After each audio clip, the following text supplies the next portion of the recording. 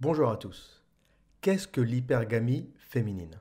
L'hypergamie féminine est un phénomène instinctif qui fait que la femme ne peut être attirée que par un homme de la caste supérieure ou du milieu socio-professionnel supérieur. C'est aussi le phénomène par lequel une femme va quitter son copain ou va divorcer son mari pour partir avec un homme qui sera sa meilleure option.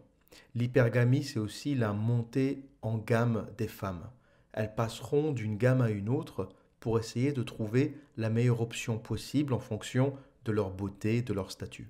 L'hypergamie explique aussi le taux de divorce élevé et le taux de célibat très élevé dans nos sociétés. Dans une société conservatrice d'il y a 50 ou 60 ans, quand les femmes travaillaient moins ou ne travaillaient pas, il était très facile pour une femme hypergame de trouver un partenaire supérieur à elle. Du moment que l'homme travaillait, il est déjà supérieur à elle. Mais dans une société où les femmes travaillent et où les femmes gagnent de plus en plus d'argent, il est difficile pour elles de trouver un homme supérieur à elles. Pour être supérieur à une femme aujourd'hui, qui gagne déjà 20 000, 30 000, 40 000 euros, il faut gagner 50, 60, 70 000 euros. Et l'écart des salaires entre les hommes et les femmes n'étant pas aussi grand, eh bien il est très difficile pour une femme de satisfaire son hypergamie. Et plus la ville est riche et chère, plus l'hypergamie est difficile à achever, ce qui mène à un taux de célibat très élevé. Lorsque vous êtes un homme à Paris, pour être supérieur au salaire des femmes, il faut gagner 45 000, 50 000 euros par an. À Londres, il faut gagner 75, 100 000 livres par an. À New York, il faudrait gagner 150 000 dollars par an. En Californie, il faudrait en gagner 200 000. Et plus la ville est chère, plus il est difficile d'être au sommet de la pyramide, d'être supérieur financièrement aux femmes et donc de les attirer. Et donc cette hypergamie qui est une nature chez la femme devient aussi un problème parce qu'elles ont du mal à l'assouvir. Aujourd'hui, pour attirer une femme ou pour assouvir son hypergamie, il faut être banquier, joueur de foot, chanteur de rock. Et l'homme du quotidien a du mal à satisfaire l'hypergamie des femmes. Mais l'hypergamie qui est aujourd'hui un problème ne l'a pas toujours été. L'hypergamie est à la base un processus que la nature, que l'évolution a mis en place pour que vous et moi soyons ici aujourd'hui. L'hypergamie, c'est le processus par lequel nos ancêtres, et j'entends vos ancêtres femmes, ont été capables de choisir leur meilleure option, ont été capables de choisir les hommes les plus forts, les plus puissants, les chasseurs, qui ont été capables de les nourrir et de les protéger. Parce qu'il faut savoir que si aujourd'hui on vit dans des villes aseptisées, protégées, policées, cela n'a pas toujours été le cas. Et que la vie de nos ancêtres était plutôt du genre une tribu de 150 personnes qui se fait massacrer par une autre tribu, qui brûle les maisons, tue les hommes et viole les femmes. Donc pour la femme, la capacité de trouver un homme fort voulait simplement dire la capacité de se reproduire et la capacité de passer ses gènes. Un homme faible était synonyme de mort. Aujourd'hui, un homme faible, bon, c'est synonyme d'un homme qui ne gagne pas très bien sa vie, c'est synonyme d'un homme qui n'est pas très viril, mais ce n'est pas synonyme de mort. Mais il y a 200, 300 000 ans, un homme incapable de chasser, un homme incapable de se battre, un homme incapable de protéger sa famille, c'était synonyme de mort. Donc les femmes ne s'associaient pas avec ces hommes-là. Et même si nos sociétés ont évolué, comme je l'ai dit, nous vivons dans des villes protégées, policées, aseptisées. Nos gènes n'ont pas évolué, ou du moins n'ont pas évolué suffisamment vite. Donc le subconscient féminin, le génome féminin, est le même que ce qu'il était il y a 50 000 ans. Donc son attirance vers le chasseur est toujours là. Et elle se traduit aujourd'hui par l'attirance vers l'homme riche, l'homme protecteur. Et une femme ne pourra vous respecter que si vous êtes supérieur à elle. C'est un peu l'ambiguïté du féminisme. Les féministes demandent l'égalité, mais la femme ne peut trouver un homme attirant que s'il est supérieur à elle. D'où la névrose collective que nous vivons, c'est-à-dire que les femmes, de façon consciente, demandent l'égalité, mais de façon inconsciente, ne sont attirées que par l'inégalité. De façon inconsciente, elles ne veulent que l'homme supérieur à elles, que l'homme dominant.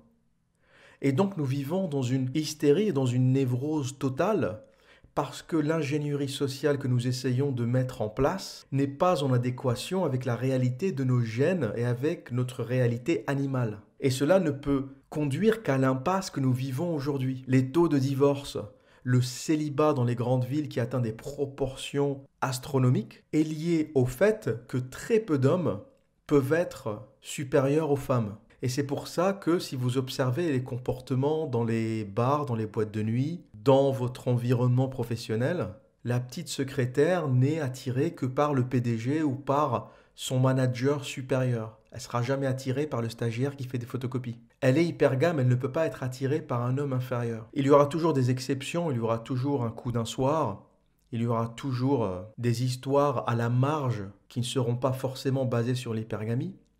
Mais le schéma général, l'homme qu'une femme voit comme son mari, comme le père de ses enfants, ne peut pas être l'homme qui fait des photocopies, ne peut pas être le stagiaire de la photocopieuse. Ça ne peut être que l'homme supérieur, ça ne peut être que le provider ou le pourvoyeur, qui se traduit dans son subconscient, l'homme qui est capable de fournir nourriture, logement, protection. Et l'hypergamie est une pulsion incontournable, les hommes doivent le savoir. L'éducation ne la change pas, l'intellect ne la change pas. Et c'est pour ça que tous les jeunes couples, l'artiste qui joue de la guitare, qui sort avec une magnifique gonzesse, finit toujours par se plaquer lorsqu'elle atteint ses 27 ans. Parce que à 27 ans, c'est le moment où elle est consciente que sa fertilité est en train de baisser, qu'à 27 ans, c'est l'âge où elle doit rencontrer quelqu'un qu'elle fréquentera pendant 3 ans et qui lui fera un enfant à 30 ans, qui est pour elle la deadline, la date limite pour avoir des enfants, entre guillemets, en bonne santé. Donc tous les petits couples qui sont basés sur l'affection, sur l'attirance, sur le physique, se prennent une claque d'hypergamie lorsque les femmes atteignent cet âge critique des 27 ans, parce que la femme passe en mode pourvoyeur. Le guitariste, c'était gentil jusqu'à présent, mais maintenant il faut un homme qui soit capable de me faire un enfant, de me protéger, de payer un loyer, d'acheter une maison et d'élever mon enfant. Et ça, l'artiste et le guitariste ne vont pas le faire aussi bien que le banquier ou l'associé du cabinet d'avocat. Et voilà ce que beaucoup de jeunes ont du mal à comprendre lorsqu'ils se font plaquer. Ils font tous des dépressions, ils partent en chialerie interminable. C'est juste la réalité de l'hypergamie. Toute femme vous plaquera si elle trouve une meilleure option. Et plus elle est jolie, plus elle est élevée dans la pyramide de la beauté physique, plus elle visera haut. Parce que son champ hypergame s'ouvre. Lorsque c'est une petite femme moyenne en surpoids, elle aura accès à un certain nombre d'hommes et elle pourra être hypergame que dans la mesure des hommes qu'elle peut atteindre. On va dire qu'elle va attirer 30% des hommes. Mais la magnifique brune ou blonde d'1,70 m qui va à la gym tous les jours, qui est dans ses 25, 26, 27 ans, elle va attirer entre 99 et 100% des hommes. Donc son choix, il est pratiquement illimité. Et donc elle va passer de branche en branche, elle va passer d'homme en homme, elle va tous les tester pour voir ce qu'ils ont dans le ventre, pour finalement s'arrêter à la branche la plus solide lorsqu'elle aura compris que cette branche-là peut lui donner enfants, nourriture, logement, protection.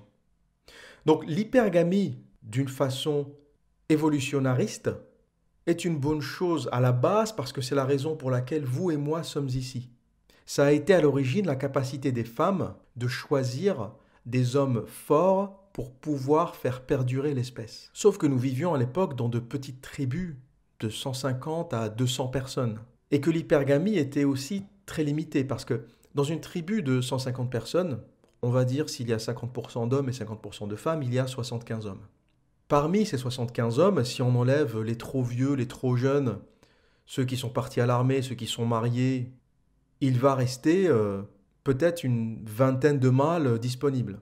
Dans ces 20 mâles, on va supprimer ceux qui sont d'un statut trop inférieur au sien ou à celle de sa famille, on va enlever ceux qui sont trop supérieurs à son statut ou à sa caste, et les hommes auxquels elle peut vraiment prétendre vont se limiter peut-être à une dizaine de personnes, sur une tribu de 150 personnes au départ. Donc l'hypergamie, elle est assez simple. Au départ, elle a 10 personnes ou piocher, et ça va se faire assez vite. C'est très facile de choisir entre 10 hommes lorsqu'on est une jeune femme.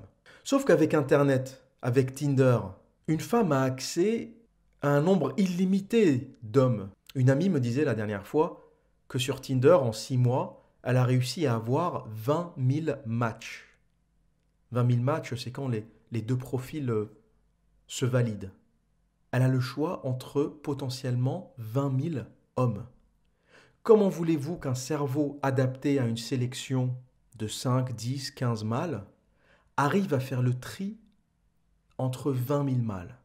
Donc le cerveau féminin se court-circuite. Il n'a pas évolué pour cela. Et donc cette même amie me disait, c'est absolument délirant parce que je commence à discuter avec certains, puis j'enchaîne la discussion avec d'autres. Et elle me dit, j'ai tellement de messages que certains que j'ai trouvés intéressants passent à la trappe parce que je perds le fil des conversations. Elle ne peut pas avoir une vingtaine de conversations en parallèle et avoir un cheptel de 20 000 hommes parmi lesquels choisir. Et elle se retrouve finalement ou à avoir des plans cul et exclusivement des plans cul, ou à être célibataire. Elle alterne entre célibat et plan cul. Et elle n'arrive pas à trouver de relations stables. Et elle en est consciente. Elle est consciente du fait que son cerveau est complètement court-circuité parce qu'il a le choix potentiel entre 20 000 personnes et qu'il n'arrive pas à faire sa décision. Elle est consciente que son cerveau est court-circuité parce qu'il a le choix entre 20 000 options et qu'il n'arrive pas à prendre une décision. Et les femmes deviennent difficiles parce que le cerveau ne fait pas la distinction entre la réalité et le virtuel. Elle a peut-être zéro option dans la vie réelle. Peut-être qu'aucun de ses collègues de travail ne la regarde, ou du moins aucun ne la regarde sexuellement. Mais son cerveau ne fait pas la distinction entre la réalité et le virtuel. Même si personne ne se retourne sur elle dans la rue, son cerveau garde en mémoire qu'elle a 20 000 prétendants. 20 000 prétendants dans le virtuel. Et donc elle rejoint le cheptel des névrosés, féministes ou non féministes, mais elle rejoint le cheptel des femmes névrosées qui ont l'illusion d'Internet et l'illusion qu'ils ont un nombre interminable, ou l'illusion qu'elles ont un nombre interminable d'hommes qui les regardent et qui les attendent, qui en réalité n'existent pas parce qu'ils sont dans le virtuel, parce que entre matcher une fille sur Tinder et lui passer la bague au doigt, c'est quand même deux mondes différents. Et dans les 20 000 hommes avec lesquels elle a matché sur Tinder, il y en avait probablement 19 995 qui voulaient juste la baiser. Et peut-être 5 romantiques qui voulaient éventuellement aller plus loin. Et donc l'hypergamie devient complètement out of control, incontrôlable, parce qu'on atteint des nombres inhumains. Nous ne sommes pas programmés pour vivre dans des villes de 6 millions d'habitants. Nous ne sommes pas programmés pour être interconnectés et d'avoir des options à n'en plus finir, à avoir 10 000, 15 000, 20 000 options sexuelles. Et nos cerveaux n'arrivent plus à faire la différence entre la réalité où il ne se passe rien ou presque rien et le virtuel où on a l'impression qu'il se passe tout. Et on arrive à des sociétés qui sont très occupées sur les écrans, qui sont très occupées sur Internet, mais qui ont des vies d'un vide sidéral. Ce sont des gens qui ne sortent plus, qui ne dansent plus, qui ne s'amusent plus, qui ne parlent plus, qui n'échangent plus, qui sont dans la névrose du harcèlement, il m'a regardé, il m'a parlé, et qui ne trouvent un moyen de communication que quand ils sont face à leur écran. Et c'est vraiment la dépression de notre société que de vivre par écran interposé. On traverse des vies sans toucher une main, sans enlacer quelqu'un, sans rire. On se parle par écran interposé. Et quand on se parle dans la vie réelle, on prend peur. Qu'est-ce qu'il me veut? Pourquoi il me parle? Pourquoi il me dit bonjour? Et j'ai aussi compris, en m'intéressant à l'hypergamie, toutes les sociétés traditionnelles. Quand j'étais un peu plus jeune, élevé bien sûr à la sauce féministe, je me demandais pourquoi les religions monothéistes protégeaient autant la femme, pourquoi ils la couvraient autant, pourquoi les Indiens ou les hindous avaient des castes. Et j'ai compris avec le recul que les religions étaient un rempart à l'hypergamie. Nos ancêtres, de sociétés beaucoup plus traditionnelles, ont compris que si on libérait l'hypergamie de la femme, on arriverait à un point de désastre. Qu'est-ce que l'hypergamie poussait à l'extrémité? Qu'est-ce que l'hypergamie poussait à son absolu? Eh bien, c'est le film X, avec une petite Hongroise ou une petite Ukrainienne payée pas très cher, à genoux, avec une bite de 30 cm dans la gorge, en train de faire une gorge profonde, avec 3 mecs autour d'elle en train de lui cracher sur la gueule. Voilà ce qu'on regarde tous sur nos écrans après le travail. Et ça ne choque personne.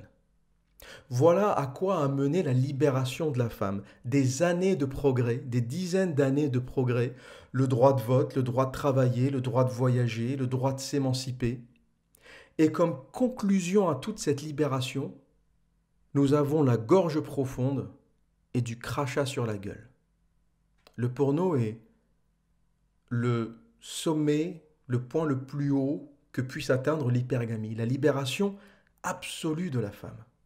Et c'est de ça que les sociétés conservatrices ont essayé de nous protéger, et c'est de ça qu'elles voulaient nous prévenir. Toutes les religions monothéistes, que ce soit judaïsme, christianisme, islam, je ne suis pas croyant, je suis un athée convaincu, mais je respecte toutes les religions. Mais je considère un peu les religions comme les versions différentes d'un même logiciel. Le judaïsme serait Windows 98, le christianisme serait Windows XP, et l'islam serait Windows 10, voilà, la version la plus récente.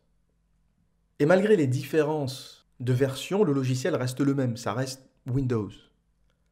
Et donc, tout en se tirant dans les pattes depuis des milliers d'années, ces trois religions ont la même conception de la vie et du monde. C'est la même mythologie avec le même Dieu qu'on appellera Yahvé ou Allah. C'est la même notion du bien et du mal, c'est les mêmes anges, c'est les mêmes prophètes. On est dans la même histoire, mine de rien.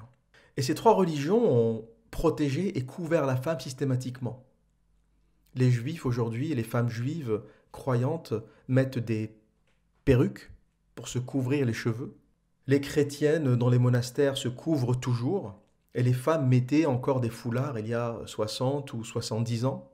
Et les musulmanes convaincus se couvrent les cheveux, voire le corps tout entier. Et cela était, dans les sociétés traditionnelles, un rempart à l'hypergamie pour empêcher les femmes qui sont naturellement poussées à la séduction, c'est un instinct naturel, poussées à la séduction et à la recherche de leur meilleure option. Le fait de les couvrir était un rempart à leur hypergamie. Je ne dis pas que c'est la solution, nous sommes dans les deux cas dans un extrême, que ce soit couvrir une femme intégralement ou l'envoyer faire des films porno, on est dans deux extrêmes.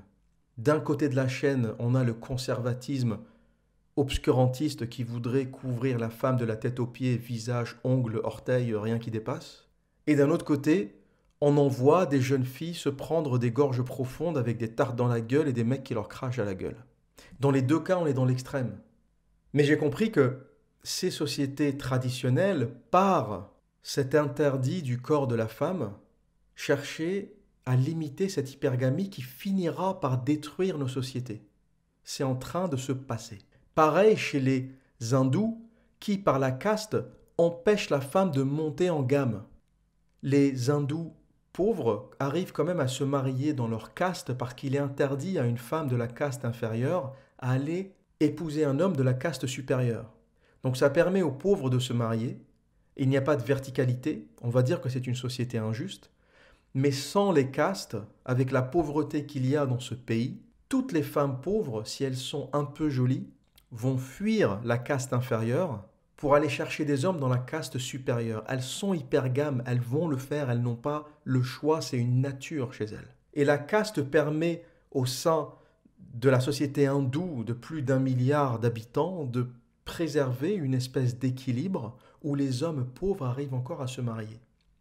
Chose qui n'existe pas en Europe parce qu'on n'a pas de caste, ou du moins on n'a pas de caste établie, on a des classes socio-professionnelles. Les femmes de la classe inférieure ou du milieu socio-professionnel inférieur vont taper systématiquement dans la caste supérieure. Donc les hommes riches n'auront pas de problème, ils auront toujours une abondance de femmes parce qu'ils auront les femmes de leur classe ou de leur milieu socio-professionnel, plus les femmes de toutes les autres castes ou milieux socio-professionnels inférieurs. Donc les 20% du sommet de la pyramide ont accès aux 80% de la base de la pyramide. Et donc ça donne une quantité d'hommes incroyable en misère sexuelle parce que leur classe a été désertée par les femmes. Aucune femme ne veut se donner à quelqu'un qui balaye dans la rue, ou un vendeur chez McDonald's, ou un serveur Starbucks. Aucune femme ne rêve de ça. sans dénigrer ces métiers-là. Ils doivent exister et on est tous heureux d'avoir quelqu'un qui nous sert au Starbucks, même si je trouve que c'est le café le plus dégueulasse qui puisse exister. Ces gens-là sont utiles à la société parce qu'ils procurent un service, mais aucune femme ne veut de ces hommes. C'est la triste réalité. Parce qu'elles vont toutes chercher dans la classe supérieure. Parce qu'elles recherchent le pourvoyeur, l'homme qui peut les protéger, l'homme qui peut les nourrir, l'homme qui peut les protéger, elles et leur descendance. Et il est important que tout mâle soit conscient de cette hypergamie. Toute femme vous quittera pour une meilleure option. Ça arrivera, quoi qu'il arrive, à moins que vous soyez sa meilleure option et qu'elle ne puisse pas taper au-dessus.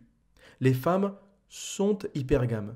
La seule chose qui peut éventuellement contrôler l'hypergamie, c'est de vivre dans un milieu traditionnel. Car le poids de la famille, le poids des voisins, le poids de la religion fera qu'une femme sera plus sous contrôle et évitera, à cause de la honte, à cause des risques que représente cette hypergamie, elle se contrôlera. Si on prend un exemple, dans un petit village il y a 200, 300 ans, une femme qui trompe son mari, si ça se sait, elle sera la honte du village, la honte de sa famille, la honte des voisins, et elle risque de se faire jeter du village. Donc le risque de se faire jeter du village fera qu'elle fera attention à ses fréquentations. Le poids de la famille, de la religion, de la communauté, ou le risque de se faire éjecter par la communauté faisait que les femmes gardaient leur hypergamie sous contrôle. Le risque était trop grand. Mais dans une ville de 6 millions d'habitants, où tout le monde est anonyme, comment voulez-vous que la communauté vous punisse? C'est impossible. Donc c'est pour ça qu'on va trouver des filles sages qui viennent de petits villages, débarquer dans la grande ville et se transformer en pute suceuse de bite qui baisera la moitié de son entreprise. C'est des choses que j'ai connues. On a eu des petites stagiaires ou de jeunes diplômés qui débarquaient de leur petite ville, arrivaient à Paris et couchaient avec la moitié de l'agence. Parce qu'elles découvraient les soirées, elles découvraient l'alcool illimité, il n'y avait pas le contrôle des parents, il n'y avait plus le contrôle du village, de la communauté. Elles étaient complètement libres dans une grande ville de 6 millions d'habitants et donc elles laissaient libre cours à leur hypergamie. Et c'est un phénomène qu'on retrouve beaucoup chez les petites gentilles filles de village qui débarquent dans la grande ville. Cela permet aussi de comprendre un phénomène que peu de gens comprenaient pendant la Deuxième Guerre mondiale, qui est que pourquoi les jeunes françaises baisaient avec les soldats allemands. C'était l'occupation, les mecs envahissaient notre pays, leurs hommes étaient partis à la guerre, leurs copains, leurs maris, leurs frères, et pendant que leurs hommes étaient à la guerre, elles baisaient avec l'envahisseur. Pour les punir, on leur a uniquement rasé le crâne. Mais quand on ne connaît pas l'hypergamie, on ne peut pas comprendre ça. Comment une femme française, sous l'occupation, peut baiser avec un soldat allemand? Eh bien, le soldat allemand représente quoi? Le soldat allemand représente la supériorité. C'est un envahisseur qui nous a dominés, qui nous a envahis, et donc qui a le droit de baiser nos femmes. Du moins, c'est comme ça que ça se passe dans le cerveau féminin. Elle ne le contrôle pas. Elle mouillera au bruit des sabots, des bottes allemandes qui débarque dans le village. C'est l'homme supérieur qui débarque. Son cerveau conscient lui dira que c'est pas bien. Son cerveau conscient lui dira que c'est l'occupant, que c'est l'homme qui va tuer son mari, son père, ses enfants. Mais son cerveau inconscient s'est déjà mis à genoux face à l'homme supérieur et elle a envie de se faire prendre par cet homme supérieur parce qu'il représente la force, la protection, le géniteur.